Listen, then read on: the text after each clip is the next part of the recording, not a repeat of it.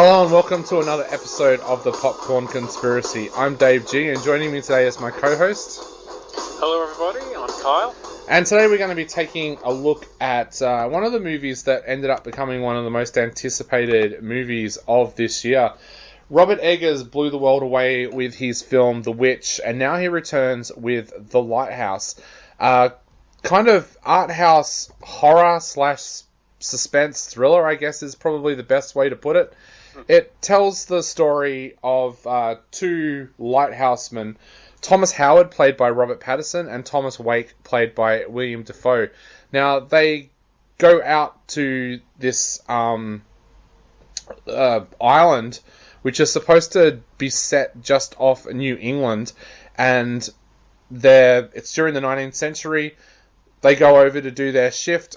All kinds of weird kind of stuff happens, and at the end of it, this is not giving anything away, it's based on a real event, both men mysteriously disappeared. What Eggers tries to do with this movie is explain what happened to these men, which is a pretty difficult thing to do considering that there's no real written logs about what happened to these guys. But yeah, this is Eggers' version of what actually happened on that island that made the two men disappear. Now, mate, I gotta say, this is probably one of the weirdest movies I've watched in the last couple of years. What did you think of The Lighthouse? Yeah, it was very odd little film. I was intrigued by the concept and different things surrounding it. I know it's a movie that quite a few people are talking about online. I hadn't seen Robert Eggers' previous film, The Witch, but I'd heard about the story of the Flannan Isles lighthouse disappearances in the late 1800s. And I know that there's been a few other movies made recently which have kind of been about the same thing. It's one of those stories. I mean, obviously, it was something that happened in, I think, the year 1900. And all of a sudden, within the last 5 years, a whole different studios are making basically all these different movies about it, you know? Yeah, it was very different than what I expected it to be like. It was interesting in many ways, though. Mostly the performances of the two leads and the style of filmmaking, the camera work, the kind of very retro look of the movie, as well as the themes of mythology and sea shanties, all that kind of the different themes that are kind of that the movie takes on. It's kind of a mishmash of a whole bunch of different things. It's really it's not a very easy movie to recommend to a lot of people because it's one of those ones that's so very different than what that traditional movie would be like. Yeah. I mean, there are other movies about this disappearance, and they are much more traditional kind of stories, whereas this kind of goes much more supernatural in some ways also. But yeah, I did find it to be a very interesting movie. What about you, dude? What did you think of it?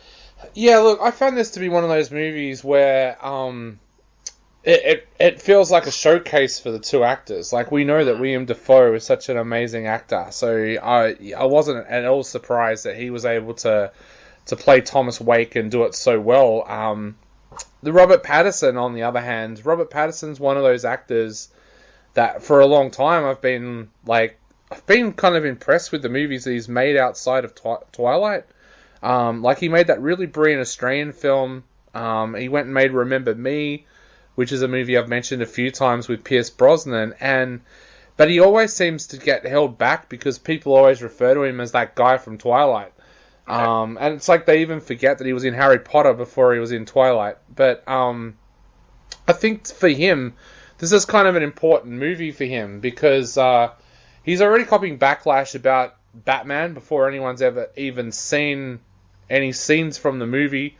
When he was cast in the role, people kind of laughed and went, "Oh, the guy from Twilight's playing Batman." But Robert Pattinson, I find to be one of those actors who does do great performances in what he does, and I think this movie is very important for him. I'm not sure that I'm a big fan of Robert Eggers, to be honest.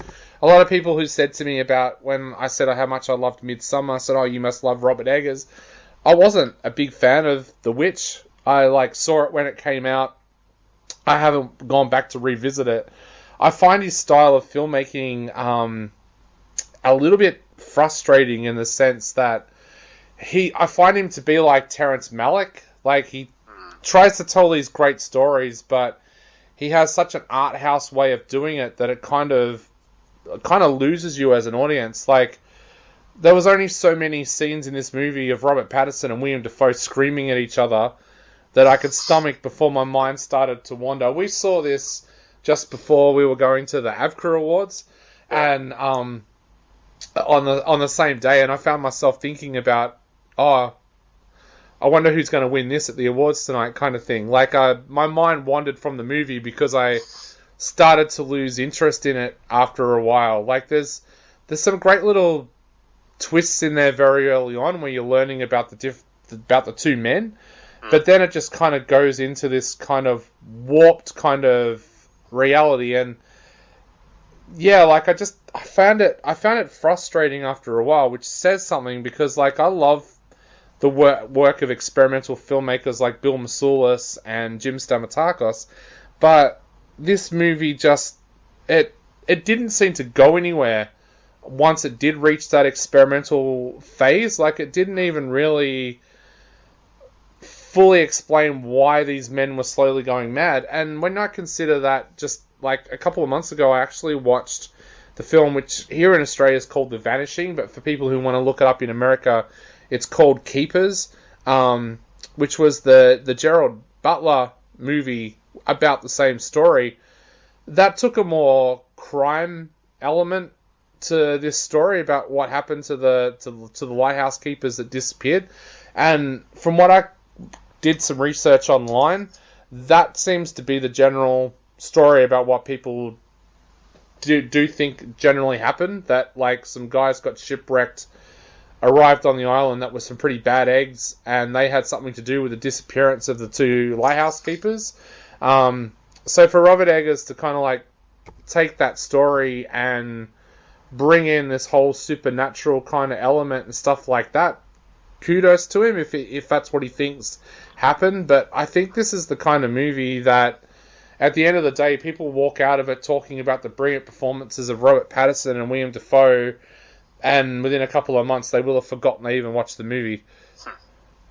Yeah, I mean, for me, what really interested me going into it, I guess, like, I was intrigued by the real life story, and the style that Robert Eggers decided to do this with. I think it's interesting that there's so many movies now, like more than there have been in the past, that have kind of it seemed the standard for so long was to make advancements in how epic movies look like on the big screen. Like, we went from full screen to widescreen to the panorama to IMAX and 3D and 4K laser projection and all that stuff. But now there seems to be quite a few movies that are kind of going backwards in some ways. Like, this movie it's filmed in black and white and 4:3, and it has this real like classic old style feel to it, which it really adds to the authenticity of the time period and the claustrophobic feel of the movie. Yeah. Very much kind of the same thing that happened with The Nightingale. The way that movie was filmed also in 4:3, and just the despite how much of the movie was of that film was set in the Australian outback, the bush, that would have been a perfect setting for like widescreen, but they go for this kind of more closed in, tight feeling, and it makes you kind of uncomfortable, and that really does. In this case, it really did help the kind of overall feel, the oppressive feel of the movie.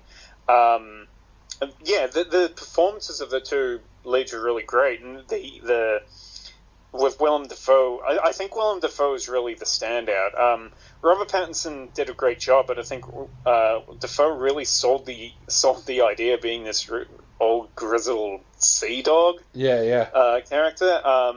I found in some scenes Robert Pattinson, because the movie mostly focuses on Robert Pattinson, and as he's starting to go a little bit nutty, he starts off as kind of being the straight man, while Willem Dafoe seems to be kind of the insane old guy. But as they start, as the tensions start boiling over and they start to yell at each other a lot more, I don't know, like Robert Pattinson, he kind of lost that kind of the authentic feel that Willem Dafoe's characters managed to hold on to the entire movie. I don't know what it was exactly, but there was just something about Willem Dafoe's performance that just felt real. Yeah. But I did like the insanity which is growing between the characters, and it was interesting the amount of different themes that the movie had, like of masculinity and depression and loneliness and self-imposed exile and alcoholism and mythology references to Prometheus as the two characters are being kind of drawn to this light of the lighthouse and being almost worshipping it in some way. And that was interesting, but that's when it started really going into that kind of the supernatural kind of feeling. And that's kind of where the movie kind of, like, as soon as a mermaid washes up on the beach, which happens pretty early, it kind of it might lose some of the audience. I found it interesting, but I don't really. Yeah, it's not really the kind of movie I can recommend to many people, because I don't know how they would take to it. Yeah, I really want to see what happens when a Twilight fan walks into this movie to go and watch it because she's in love with Robert Pattinson. Like, that would be something really interesting. I think, like, one of the reasons why I've been kind of hard on this movie too is because one of my favorite movies of all time is kind of not set on this lighthouse story, but kind of has similar themes. Like, one of my favorite movies of all time is Picnic at Hanging Rock, which, for people that don't know it, is the story about a group of schoolgirls who go up Hanging Rock and disappear.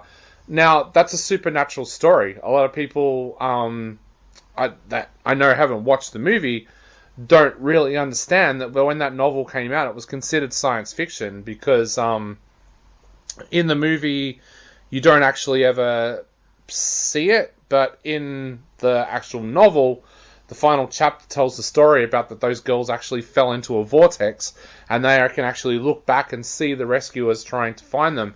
Now, I don't know why with this movie, The Lighthouse, why Eggers wouldn't have done a similar thing to what happened with Picnic at Hanging Rock. With Picnic at Hanging Rock, the suggestions are kind of there about that it's supernatural, but at the same time, it also kind of like tells the story of almost like a crime/suspense thriller. What happened to these girls? The director didn't take Picnic at Hanging Rock into this weird kind of element like Eggers does here. I know that that's Eggers' style, but Picnic at Hanging Rock shows that you can actually have a movie with a supernatural conclusion without letting it dictate the entire movie, which is what I found that Eggers has done here. Like, okay, so Eggers wants to touch on the fact that these guys have cabin fever and they're starting to lose it. Sure, have like a scene where like one of the characters thinks he sees a mermaid and stuff like that, but this movie just becomes so weird and so out of touch with its audience for in a sense that this movie is going to become one of those films that I'm pretty sure in years to come, it's going to be one of those movies where only the really sophisticated movie lover ends up talking about this movie and labeling it a classic, whereas other people down the track will have forgotten this movie ever existed. And then when you compare that to Picnic at Hanging Rock, I don't know how many people I haven't spoken to in the Australian film industry who say that is one of their favourite movies. Even really young actors, you'll talk to them about them getting a role in an Australian film, and they'll talk about the fact, oh, I fell in love with cinema the first time I watched Picnic and Hanging